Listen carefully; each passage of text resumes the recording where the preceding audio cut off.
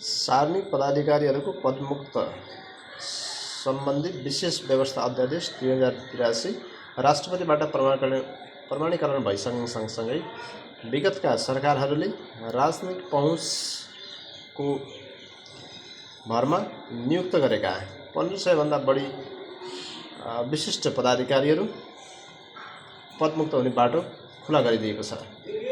यसले एकातर्फ अमेरिकाबाट सुरु भएको स्पाई सिस्टमलाई नेपालको हदमा के हदसम्म ब्यान गरिदिएको छ भने अर्कोतर्फ योग्य क्षमतावान व्यक्तिहरूलाई सार्वजनिक पद धारण गर्न बाटो खोलिदिएको छ। तथापि प्रस्तुत ऐनको कार्यान्वयन हुने अवस्था सँगसँगै निजहरूले विभिन्न व्यक्तिहरूसँग कानुनी सल्लाह लिइरहेको वर्तमान परिप्रेक्ष्य र कानुन व्यवसायहरूले दिएका राय सुझाव समेतलाई अध्ययन विश्लेषण गरी अबको बाटो के हुन सक्छ भन्ने सन्दर्भमा प्रस्तुत भिडियो तयार गरिएको छ। आफ्नो प्रतिक्रिया दिनुहोला। नेपाल सरकार मन्त्री परिषदको सिफारिसमा राष्ट्रपतिबाट सार्वजनिक पदाधिकारीहरूको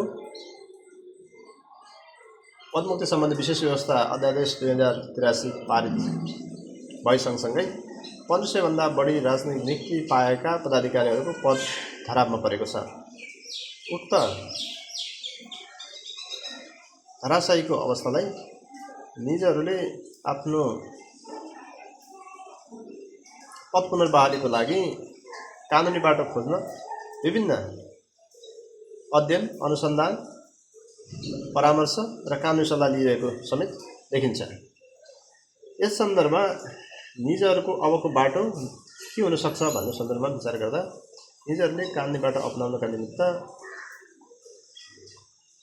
उच्च अदालत एवं सर्वोच्च अदालतमा रिट दिन सक्ने निजहरूको वैधानिक कानुनी अधिकार सुनिश्चित नै रहेको सन्दर्भ एकातर्फ रहन्छ भने अर्कोतर्फ कानुनको अभावलाई टेर्दै सरकारले कानुन निर्माण गरिसकेको परिप्रेक्ष्यमा निजहरूले दिएका निवेदनहरू केही हदसम्म दरपिटको माध्यमबाट अदालतले पन्छ्याउन सक्ने एकातर्फ देखिन्छ भने कुनै हालतमा दरपिट नभई निवेदनहरू दर्ता भइसकेको परिप्रेक्ष्यमा सर्वोच्च अदालतले आफ्नो क्षेत्राधिकारलाई मनन गरी कानुनको व्याख्या गर्ने एकल अधिकार भएको सर्वोच्च न्यायालयले कानुनको व्याख्या गर्दै वर्तमान कानुनलाई आधार लिई निजहरूको पदमुक्तिको निर्णयलाई सदर गर्दै रिट निवेदकहरूका निवेदनहरू खारिज गर्ने प्रशस्त एवं